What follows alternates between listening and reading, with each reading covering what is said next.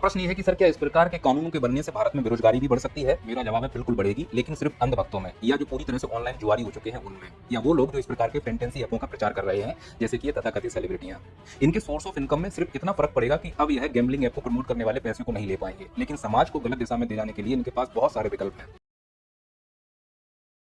मुद्दा ये है कि ऑनलाइन गैम्बलिंग को लेकर क्या भारत में इससे पहले कोई कानून नहीं बना? बिल्कुल नहीं बना, क्योंकि इतना ऑनलाइन गैम्बलिंग प्रमोट ही नहीं हुआ था। लेकिन जुए को लेकर भारत में कोई कानून था। हमारे देश में कानून तो बहुत पहले सभी के लिए बन चुके हैं। बलात्कार के लिए भी तो देश में कानून बना हुआ है, फिर भी मास लेवल पर बलात्कार होते हैं, फिर भी बलात्कारियों को पैरोल मिल रही है। तो कुल मिलाकर हम लोग जो भी कानून बने हैं उनका मजाक तो बनवा रहे हैं। भ्रष्टाचार को लेकर कानून बना है, और इसी देश में जहां भ्रष्टाचार को लेकर कानून बना है वही सरकारें भ्रष्टाचारियों को उप मुख्यमंत्री बनाकर बैठी हुई है, तो कानून का मजाक तो बनता है। इससे पहले भी भारत में जुआ खेलने की पाबंदी पर लेकर कानून बना हुआ था, वह अंग्रेजों के समय काल से ही चलता आ रहा था, यानी जुआ खेलना अपने आप में एक अपराध।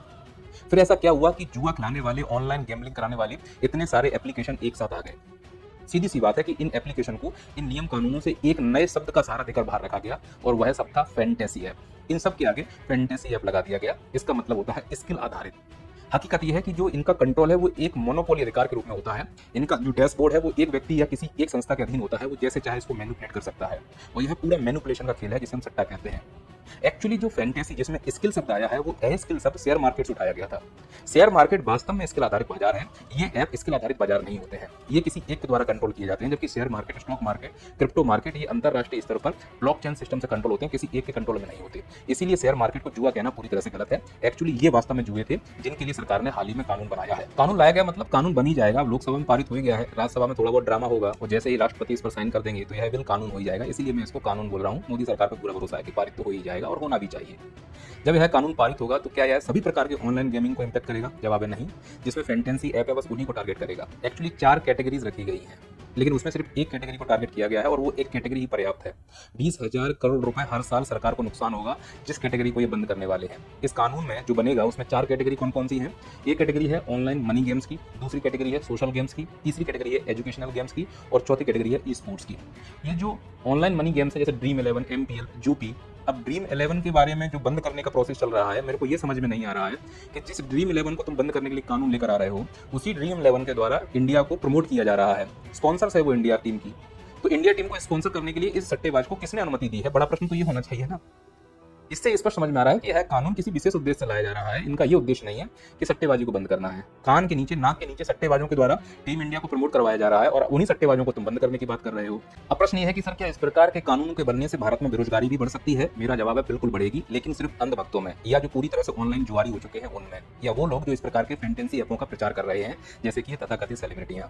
इनके सोर्स ऑफ इनकम में सिर्फ इतना फर्क पड़ेगा कि अब यह गैम्बलिंग ऐप को प्रमोट करने वाले पैसे को नहीं ले पाएंगे, लेकिन समाज को गलत दिशा में ले जाने के लिए इनके पास बहुत सारे विकल्प हैं।